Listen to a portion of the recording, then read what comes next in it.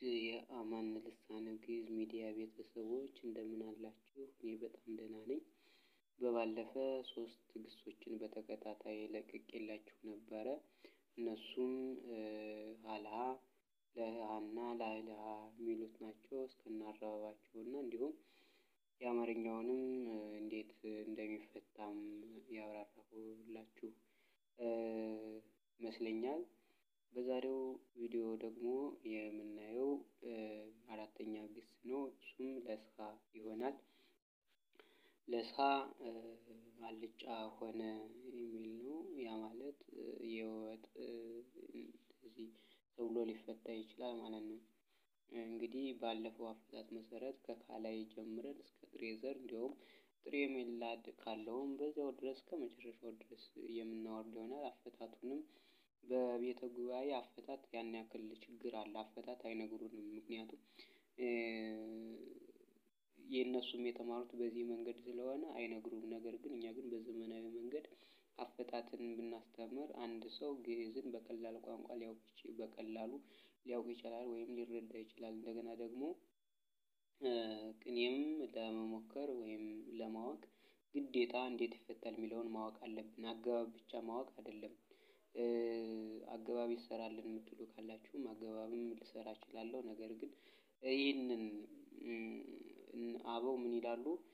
ቅኔ ጠፋ የሚባለው ግሱ ሲጠፋ ነው። ግሱን በስነ ስርዓት ማውረድ ያልቻለ ሰው አንድን አማርኛ አራቆ ወደ ግዕዝ ሊቀይር አይችልምና፣ ስለዚህ ይሄ ማውረዱ መልካም ነውና በስነ ስርዓት በማስታወሻ እየያዛችሁ እንዴት እንደሚፈታ እንድትከታተሉኝ አሳስባለሁ። ወደ እርባታው ሀላይ አንቀጽ ይለስህ አልጫ ይሆናል። ዘንድ አንቀጽ ይልሳህ አልጫ ይሆን ዘንድ። ትእዛዝ አንቀጽ ይልሳህ አልጫ ይሁን።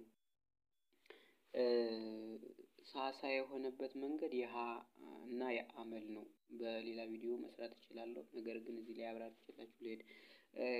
ሃና መጨረሻ የሆኑበት በባለፈ እንደነገርኳችሁ መሃና መጨረሻ የሆኑበት ግስ የመድረሻውን ተከታይ ምን ያደርጋል ብያችሁ ነበረ?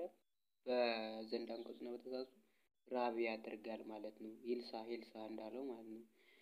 ንዑስ አንቀጽ ለሲሆት አልጫ መሆን ውስጠ ዘእደው ልሱህ አልጫ የሆነ የሚሆን ይሆን የነበረ ውስጠ ዘአንስት ወይም ውስጠ ሳድስ ክፍሉ የሴቶች ሲሆን ልስት አልጫ የሆነች የምትሆን ትሆን የነበረች። መስም አውድ ባዕድ ቅጽል ዘእደው የወንዶች መስም ቅጽል የተባለ ምን ስለሚያስቀድም ነው። መልስህ መስተልስህ መስተላስህ አልጫ የሆነ የሚሆን ይሆን የነበረ የሴቶች ሲሆን መልስት መስተልስት መስተላስት አልጫ የሆነች የምትሆን ትሆን የነበረች። በብዙ ማልባት ትችላላችሁ። መድበል ማለት ኔም ኦፍ ኦል ማለት የጋራ ስም መጠሪያ። ለሳይት አልጫ የሆኑ የሚሆኑ ይሆኑ የነበሩ። ሳቢዘር ልስሃት አልጫ ማድረግ አልጫ መሆን ማድረግና መሆንን ወይም ማድረግና መደረግን ስለሚገልጽ ማለት ነው። ዘመድዘር ልሳህ አልጫ ይሄ ደግሞ የአንቀጹን ስም መያዝ መቻል አለበት ማለት ነው። ዘመድዘር በሚፈታበት ሰዓት ባይዘር ልሳህ አልጫ መሆኛ ወይም አልጫ ማድረጊያ ሊሆን ይችላል ማለት ነው።